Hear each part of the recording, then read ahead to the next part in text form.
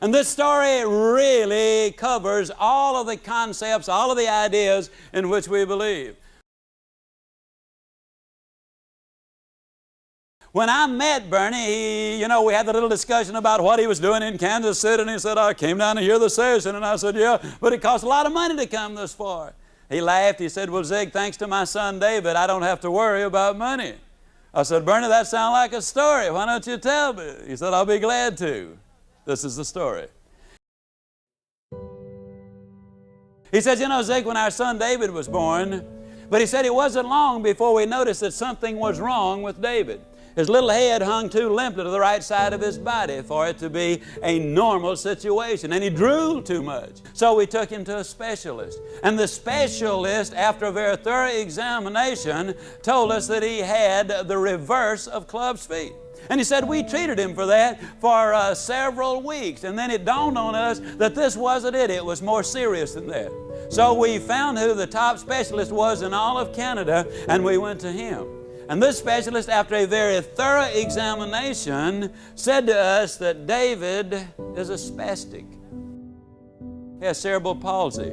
He's never going to be able to walk or talk or count to 10. I could not buy the idea that my son was going to grow up and be a vegetable. All that doctor had really convinced me to do was to go find a doctor who was not problem conscious and look for one who was solution conscious. So we went to other doctors. He said, as a matter of fact, we went to 30 different doctors, and all 30 of them in essence said the same thing, and that is that there is no hope for this little boy. And then they heard of a Dr. Pearlstein down in Chicago, reputedly the foremost authority in the world. But he was so good that he was booked for 2 solid years in advance. Now that didn't particularly bother Bernie, because hope for the first time had reared its elusive head. And Bernie just figured that somehow or another he was going to get his son in front of Dr. Pearlstein. Well, he found out that Dr. Pearlstein was a bridge player, found out his home number, found out that he played every Friday night with his son. He called him there, and they made a deal. When the examination was all over, he said to Bernie, this boy is a spastic. He has cerebral palsy.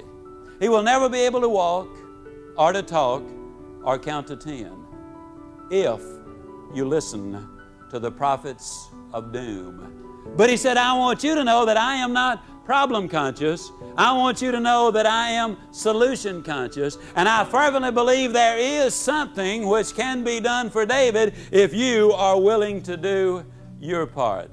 Well, rather obviously the life said, Doctor, what is it you want us to do? Spell it out. Dr. Pearlstein and his nurses spelled it out in minute detail. He said, first of all, you're going to have to work this little boy beyond all human endurance.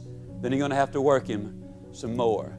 You're going to have to push him until he literally falls. And then you are going to have to push him some more. You've got to understand now that once you start this process, that there is no backing up or slowing down or staying away from it. This is a lifetime process, because if you ever discontinue this, then he will revert back to where he was before.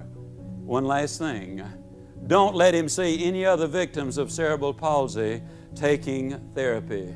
Because if he watches them take therapy, he will pick up the awkward, inadvertent movements they make, and subconsciously he will make them a part of his own movements. You see, folks, motivation without instruction and education is ultimately frustrating. For me to tell you you can do something and not to tell you how is a cruel hoax that we have studiously avoided throughout. Every time we've said you can do it, we've always said, here's the way to do it. Well, they went back to Winnipeg and they went to work with David. They built a little gymnasium down in the basement of their home. They hired a physical therapist and a bodybuilder, and they went to work. It took them a lot of months, but finally one day David Lifechick could move the length of his own body. It took him several years, but then one day Bernie got a call from the therapist. He said, come on home, I believe David is ready. And he rushed home, and David was down in the gymnasium on a mat, and as he was attempting to do a push-up, and as that little body started to rise into the air, The physical and emotional exertion was so great, there wasn't a dry inch of skin on that little body. And the mat appeared as if somebody had sprinkled it with water. When that one perfect push-up was completed, David and Bernie and Elaine and the therapist and the bodybuilder and the two sisters and the neighbors all broke down and shed those tears, which clearly say that happiness is not pleasure. Happiness is victory. He has no sense of balance. He will never be able to swim or to skate or to ride a bicycle. He just simply will be different. It'll probably take him 2 years even to learn how to float.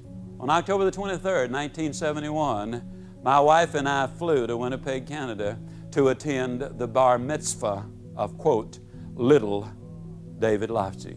I wish the movie cameras of the world had been there to have witnessed what we saw. And I had watched David as he grew and as he made all of that progress. But this particular day, as this boy walked tall and straight and strong to the front of the synagogue, that he had already done as many as 1,100 push-ups in a single day, that he had run 6 miles nonstop, that he was shooting golf in the high 80s, that he was one of the best table tennis players in all of Winnipeg, Canada, that he was skating on the neighborhood hockey team, that he was running the wheels off his 4th bicycle.